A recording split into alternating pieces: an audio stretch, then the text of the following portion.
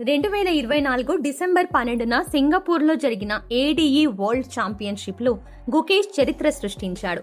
అతను చైనాకు చెందిన డింగ్ లిరెన్ను ఓడించి అత్యంత చిన్న వయసులో అంటే అత్యంత పిన్న వయసులో ప్రపంచ ఛాంపియన్గా నిలిచాడు. ఈ విజయం ద్వారా అతనికి 11.5 కోట్ల రూపాయలు ప్రైజ్ మనీ అందింది. ఇదే కాకుండా తమిళనాడు ప్రభుత్వం నుంచి 5 కోట్ల రూపాయలు పారితోషికాన్ని గుకేష్ లభించింది.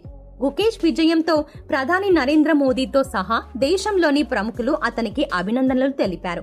విశ్వనాథన్ ఆనంద్ తర్వాత ప్రపంచ ఛాంపియన్షిప్ గెలిచిన రెండో భారతీయుడిగా గుకేష్ నిలిచాడు.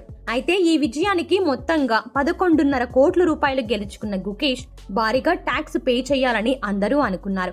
గుకేష్ ఖచ్చితంగా 42.5% ట్యాక్స్ పే చేయాల్సిందే అని సోషల్ మీడియాలో ప్రచారం మొదలైంది. ఇంత ట్యాక్స్ కడితే ఇక అతనికి మిగిలేదేముంది అని షాక్ అయ్యారు. కానీ ఇప్పుడు అదంతా లేదు. మంచి గోల్డెన్ ఛాన్స్ ని పట్టేశాడు గుకేష్. ఆర్థిక మంత్రిత్వ శాఖ ఒక ప్రకటనలో గుకేష్ దేశానికి తెచ్చిన ఘనతను మేము గుర్తించాం. అతనికి విజయాలను పన్నుల నుంచి మినహాయించడం సముచితమైనది. ఇలా చేయడం వల్ల అతనికి తన భవిష్యత్తు కోసం పూర్తి పెట్టుబడి పెట్టే అవకాశం కలుగుతుంది అని పేర్కొంది. భారతీయ పన్ను నిబంధనల ప్రకారం గుకేష్ కు 42% పన్ను విధించాలి. అంటే దాదాపు 6 కోట్ల రూపాయల పన్ను చెల్లించాల్సి ఉండేది.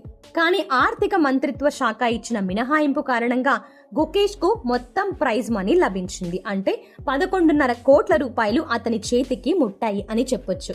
ఈ రకంగా గుకేష్ కి ఈ విషయంగా కూడా మనం అభినందనని తెలియజేసుకోవచ్చు. మరి మీరు ఈ విషయంపై ఏమంటారు? మీ అభిప్రాయాన్ని కామెంట్ రూపంలో తెలియజేయండి. అలాగే మరిన్ని ఇలాంటి ఇంట్రెస్టింగ్ అప్డేట్స్ కోసం మన ఛానల్ని వెంటనే సబ్స్క్రైబ్ చేయండి. అలాగే వీడియో నచ్చితే లైక్ చేసి వెంటనే సబ్స్క్రైబ్ చేయండి. Thanks for watching. ఇలాంటి లేటెస్ట్ ఇంట్రెస్టింగ్ అప్డేట్స్ కోసం ఛానల్ని లైక్ చేయడం మాత్రం మర్చిపోకండి.